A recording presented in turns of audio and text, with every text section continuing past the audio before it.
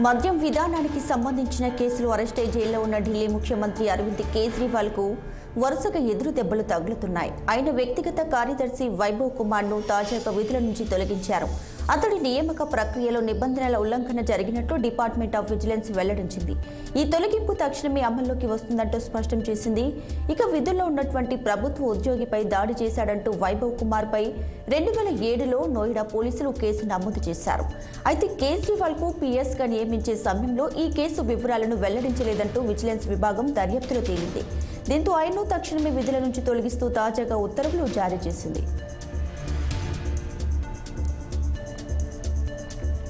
మహేంద్ర సింగ్ ధోని మాజీ వ్యాపార భాగస్వామి మిహిర్ దివాకర్ను పోలీసులు అరెస్ట్ చేశారు.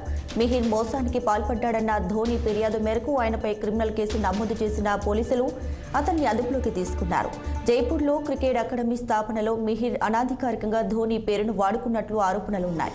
ఈ నేపథ్యంలో ధోని ఫిర్యాదు మేరకు మిహిర్పై పలు సెక్షన్ల కింద కేసు నమోదు చేసిన పోలీసులు ఆయన్ను అరెస్ట్ చేశారు. క్రికెట్ అకాడమీలు ప్రారంభించేందుకు ధోనితో తనకున్న అనుబంధాన్ని మిహిర్ తప్పుగా ఉపయోగించుకున్నట్లు ఆరోపణలు ఉన్నాయి. ఇక తన పేరును ఉపయోగించుకోవడానికి వీల్లేదంటూ తన ఆథరైజేషన్ను ధోని ఉపసంహరించుకున్న తర్వాత కూడా మిహిర్ ఆయన పేరును దుర్వినియోగం చేయడంతో ధోని ఆయనపై క్రిమినల్ కేసు పెట్టాడు.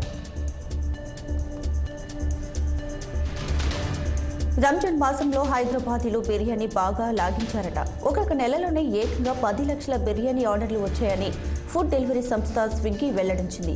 బిర్యానీ ఆర్డర్లలో దేశవ్యాప్తంగా హైదరాబాద్ టాప్లో నిలిచిందని పేర్కొంది. బిర్యానీతో పాటు హలీం ఆర్డర్లలోనూ సిటీ వాసులు రికార్డు సృష్టించారని, నెల రోజుల వ్యవధిలో 5.3 లక్షల ఆర్డర్లు డెలివరీ చేశామంటూ తెలియజేసింది. ఇక దేశవ్యాప్తంగా చూస్తే రంజాన్ నెలలో 60 లక్షల బిర్యానీ ఆర్డర్లు వచ్చాయంటూ వివరించింది. మిగతా నెలలతో పోలిస్తే రంజాన్ నెలలో బిర్యానీ ఆర్డర్లు 15% పెరిగాయంటూ స్విగ్గీ ఈ ప్రకటనలో వెల్లడించింది. హెచ్డిఎఫ్సి బ్యాంక్ లక్షద్వీప్లోని కవరత్తి ద్వీపంలో తొలి శాఖను ప్రారంభించింది. ఈ కేంద్రపాలిత ప్రాంతంలో బ్యాంకు శాఖను తెరిచిన తొలి ప్రైవేటు బ్యాంకుగా నిలిచింది. మాల్దీవులతో వివాదం నేపథ్యంలో లక్షద్వీప్ పర్యాటక స్థలంగా ప్రాముఖ్యతను సంతరించుకుంటున్న విషయం తెలిసిందే. అయితే ప్రధాని మోదీ సహా పలువురు ప్రముఖులు అక్కడ పర్యాటకాన్ని ప్రోత్సహిస్తున్నారు. ఇటీవల టూరిస్టుల సంఖ్య కూడా పెరిగే తరుణంలో హెచ్డిఎఫ్సి బ్యాంక్ తమ శాఖను ప్రారంభించడం విశేషం. పర్సనల్, డిజిటల్ బ్యాంకింగ్ సహా కస్టమర్లకు వివిధ రకాల సేవలను అందిస్తూ ఈ కేంద్రపాలిత ప్రాంతంలో బ్యాంకింగ్ వసతులను మెరుగుపరుస్తామని హెచ్డిఎఫ్సి తెలియజేసింది.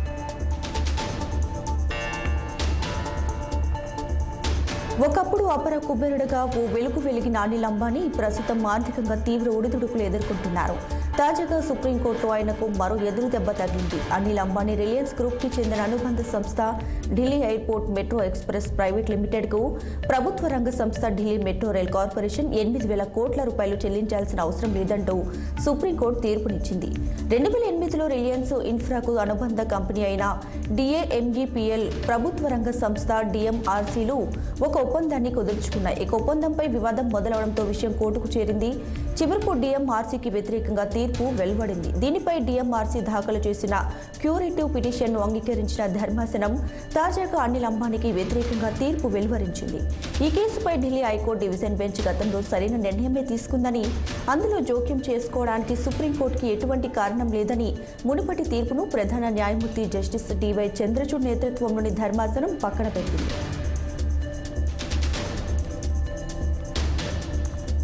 టెన్నిస్ క్రీడతో ప్రపంచవ్యాప్తంగా గుర్తింపు పొందిన సానియా మీర్జా, డైనమిక్ ఐఏఎస్ ఆఫీసర్గా పేరు పొందిన స్మితా సబర్వాల్ ఒకే ఫ్రేమ్లో తలుకున మెరిశారు. వీరిద్దరి కలయికకు రంజాన్ పండుగ వేదికైంది. టెన్నిస్ స్టార్ సానియా మీర్జాతో ఐఏఎస్ ఆఫీసర్ రంజాన్ వేడుకలను గ్రాండ్గా జరుపుకున్నారు. సానియా మీర్జాతో దిగిన లేటెస్ట్ ఫోటోలు తన ఇన్స్టా వేదికగా పంచుకున్నారు. ఇక పోస్ట్లో ఈద్ ముబారక్ అంటూ రంజాన్ శుభాకాంక్షలు తెలియజేశారు. The champions of women power అంటూ ఇద్దరికి రంజాన్ శుభాకాంక్షలు తెలుపుతున్నారు నెటిజన్లు. ప్రస్తుతం వీరిద్దరి ఈ పోస్టులు సోషల్ మీడియాలో వైరల్గా మారాయి.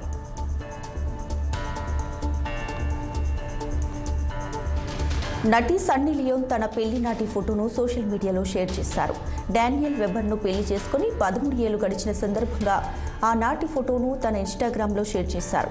మంచి సమయంలోనే కాదు, కష్ట సమయంలోనూ ఇద్దరం కలిసి ఉండాలని దేవుడు ముందు ఒట్టు వేశామని ఆ ఫోటోకి ఆమె క్యాప్షన్ కూడా ఇచ్చారు. దేవుడు తమ కుటుంబంపై ఎంతో ప్రేమను చూపించాడని, చేతిలో చెయ్యి వేసి వివాహ దాంపత్యాన్ని మరింత ముందుకు వెళ్లాలని ఆశిస్తున్నానంటూ ఆమె చెప్పారు. ఈ సందర్భంగా భర్త డానియల్ వెబర్కు శుభాకాంక్షలు అంటూ ట్వీట్ చేసింది.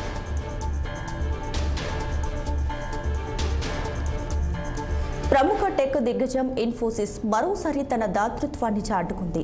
కర్ణాటక పోలీసుల సైబర్ క్రైమ్ దర్యాప్తు సామర్థ్యాలను బలోపేతం చేసేందుకు 33 కోట్లు మంజూరు చేసింది. బెంగళూరు సిఐడి ప్రధాన కార్యాలయంలో centre for cyber crime investigation training and research సహకారాన్ని పునరుద్ధరించడానికి విప్రో ఫౌండేషన్, కర్ణాటకలోని క్రిమినల్ ఇన్వెస్టిగేషన్ డిపార్ట్మెంట్, అలాగే డేటా సెక్యూరిటీ కౌన్సిల్ ఆఫ్ ఇండియాతో అవగాహన ఒప్పందంపై సంతకం చేసింది. ఇక సిసిఐటిఆర్తో అనుబంధాన్ని మరో 4 ఏళ్లు కొనసాగించడం ద్వారా కర్ణాటక పోలీసుల సైబర్ క్రైమ్ ఇన్వెస్టిగేషన్ సామర్థ్యాలను బలోపేతం చేసేందుకు ఇన్ఫోసిస్ ఫౌండేషన్ 33 కోట్లు మంజూరు చేసినట్లు ఓ ప్రకటనలో తెలియజేసింది. డిజిటల్ ఫోరెన్సిక్స్ సైబర్ క్రైమ్ ఇన్వెస్టిగేషన్లో శిక్షణ, పరిశోధన ద్వారా రాష్ట్ర పోలీస్ దళం సైబర్ క్రైమ్ ప్రాసిక్యూషన్ సామర్థ్యాలను బలోపేతమవుతుందంటూ ఇన్ఫోసిస్ ఫౌండేషన్ వెల్లడించింది.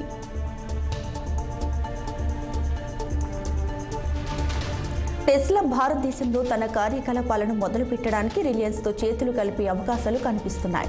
రిలయన్స్ ఇండస్ట్రీస్తో కలిపి దేశంలో ఫ్యాక్టరీని నిర్మించడానికి జాయింట్ వెంచర్ కోసం చర్చలు జరుపుతున్నట్లు ఉన్నత స్థాయి వర్గాలు చెబుతున్నాయి. చర్చలు ప్రారంభ దశలో ఉన్నాయని, నెల రోజులుగా ఇవి జరుగుతున్నాయంటూ సంబంధిత వర్గాలు తెలిపారు. ఈ చర్యను ఆటోమొబైల్ రంగంలోకి రిలయన్స్ ప్రవేశించినట్లు భావించరాదని, రిలయన్స్ లక్ష్యం భారతదేశంలో ఎలక్ట్రిక్ వాహనాల సామర్థ్యాలను నిర్మించడం మాత్రమేనంటూ ఆయన వివరించారు. జేవీ ఏర్పాటు గురించి రిలయన్స్ కు ఇండస్ట్రీస్ టెస్లాకు పంపిన ఈమెయిల్కు సమాధానం రాలేదు. మస్క్ ఈ నెలలో ప్రధానమంత్రి మోదీని కలవడానికి మన దేశం రాబోతున్నారు. ఇక్కడ టెస్లా ఫ్యాక్టరీని ప్రారంభించే ప్రణాళికలపై ప్రకటన చేసే అవకాశం కనిపిస్తుంది.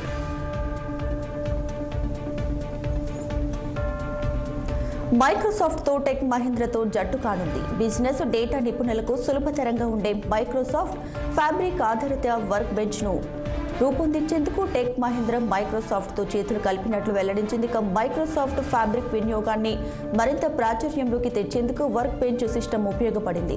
సంక్లిష్టమైన డేటా వర్క్ ఫోన్లు సరళతరమైన ఇంటర్ఫేస్తో సులభంగా రూపొందించవచ్చంటూ టెక్ మహీంద్రా వివరించింది. వ్యాపారాల వృత్తిలో తమ కస్టమర్లకు మరింత మెరుగైన సేవలు అందించేందుకు మైక్రోసాఫ్ట్తో భాగస్వామ్యం తోడ్పడగలదని మహీంద్రా పేర్కొంది.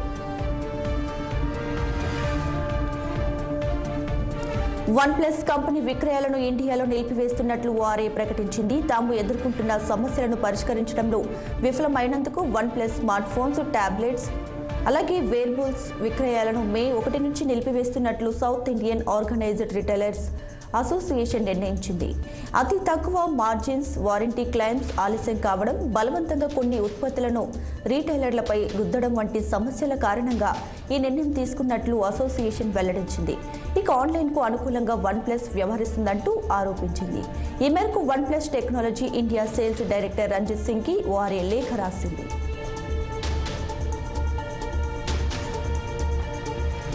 దేశ రాజధాని ఢిల్లీతో పాటు దేశవ్యాప్తంగా ఈద్ వేడుకలు ఘనంగా జరుగుతున్నాయి. నెల రోజుల పాటు సాగిన పవిత్ర రంజాన్ మాసం తర్వాత రోజు సాయంత్రం ఈద్ చంద్రుడు కనిపించాడు. దీంతో దేశంలోని పలు ప్రాంతాల్లో ఈద్ జరుపుకుంటున్నారు. ఢిల్లీలోని జమా మసీద్, ఫతేపూర్ మసీద్ ఇమాంలు చంద్రుని దర్శనాన్ని ధృవీకరించారు. చంద్రుడిని చూసిన తర్వాత ముస్లింలు ఒకరినొకరు ఆలింగనం చేసుకుని శుభాకాంక్షలు చెప్పుకున్నారు. ఫతేపూర్ మసీద్ షాహీ ఇమాం మౌలానా ముఫ్తీ ముక్రమ్ అహ్మద్ అలాగే ఈద్ శుభాకాంక్షలు తెలియజేస్తూ దేశానికి శాంతి, సామరస్యం సమకూర్చేందుకు ప్రార్థనలు చేయాలంటూ ప్రజలను కోరారు. కాగా చంద్రుడు కనిపించినంతనే ఢిల్లీ ఎన్సీఆర్ అంతటా అభినందనల పరంపర మొదలైంది. ఫోన్, వాట్సాప్, SMS ల ద్వారా ముస్లింలు ఒకరికొకరు శుభాకాంక్షలు తెలియజేసుకున్నారు. యూపీలోని తివారీగంజ్లో 18 ఏళ్ల ఓ యువతి డ్రగ్స్ ఓవర్ డోస్ కారణంగా ప్రాణాలు కోల్పోయింది. బెంగళూరులో పనిచేస్తున్న యువతి లక్నోలోని తన ఇంటికి వచ్చి తిరిగి బెంగళూరుకి వెళ్తున్న క్రమంలో తన స్నేహితుడిని కలిసింది. యువతి స్నేహితుడు ఆమెను ఓ నిర్మానుష్య ప్రాంతానికి తీసుకువెళ్లి అక్కడ డ్రగ్స్ తీసుకుంటే థ్రిల్ వస్తుందంటూ చెప్పి ఓ సిరంజిన్ ఇంజెక్షన్ వేశాడు. డ్రగ్స్ మోతాదు ఎక్కువ కావడంతో యువతి కొంతసేపటికి అపస్మారక స్థితిలోకి వెళ్ళిపోయింది. అది చూసిన యువకుడు భయపడి బద్దలు ఉండటంతో పోలీసులకు సమాచారం అందించాడు. ఘటనా స్థలికి చేరుకున్నటువంటి పోలీసులు అపస్మారక స్థితిలో ఉన్న యువతిని ఆసుపత్రికి తరలించారు. అక్కడ చికిత్స పొందుతూ యువతి ప్రాణాలు కోల్పోయింది. ఈ దారుణానికి కారణమైన యువతి స్నేహితుడిని పోలీసులు అరెస్ట్ చేసి విచారణ చేపట్టారు.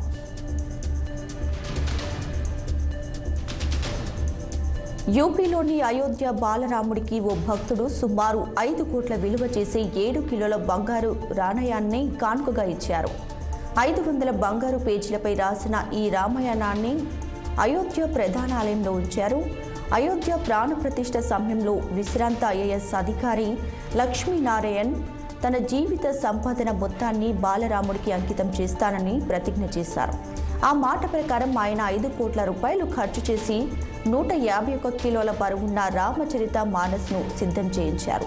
10,902 శ్లోకాలతో కూడిన ఈ బంగారు రామాయణానికి సంబంధించిన ప్రతి పేజీపై 24 క్యారెట్ల బంగారు పూత పూశారు. దీని తయారీలో 140 కిలోల రాగిని కూడా వినియోగించారు. మరోవైపు రామ మందిరంలో కలశ స్థాపనతో 9 రోజుల శ్రీరామనవమి వేడుకలు ప్రారంభమయ్యాయి.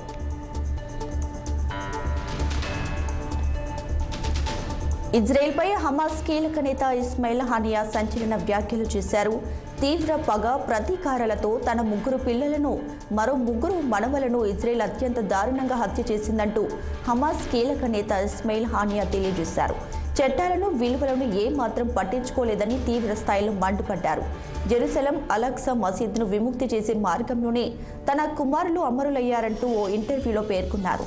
తన పిల్లలను హత్య చేసినంత మాత్రాన పాలస్తీనా విషయంలో తన వైఖరి మారదంటూ ఇస్మాయిల్ హానియా వెల్లడించారు.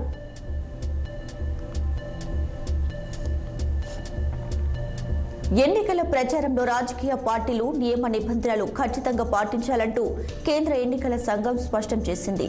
హోర్డింగ్లు సహా ఎన్నికల ప్రచారంలో ఉపయోగించే ఇతర సామగ్రిపై ప్రింటర్, పబ్లిషనర్ పేర్లు స్పష్టంగా కనిపించేలా ముద్రించాలంటూ ఆదేశించింది. ఎన్నికల ప్రచారంలో జవాబుదారీతనం, పారదర్శకత కోసమే ఈ నిబంధన విధించినట్లు పేర్కొంది. ఇక దేశవ్యాప్తంగా వివిధ ప్రాంతాల్లో రాజకీయ పార్టీలు ఏర్పాటు చేసిన హోర్డింగ్లపై ప్రింటర్, పబ్లిషర్ పేర్లు లేవంటూ ఆమ్ ఆద్మీ పార్టీ సహా పలువురు ఇటీవల ఎన్నికల సంఘానికి ఫిర్యాదు చేశారు. ఈ నేపథ్యంలో హోర్డింగ్ల సహా కరపత్రాలు, పోస్టర్లపై ప్రింటర్, పబ్లిషర్ పేర్లను తప్పనిసరి చేస్తూ నిర్ణయం తీసుకున్నట్లు ఎన్నికల సంఘం వెల్లడించింది.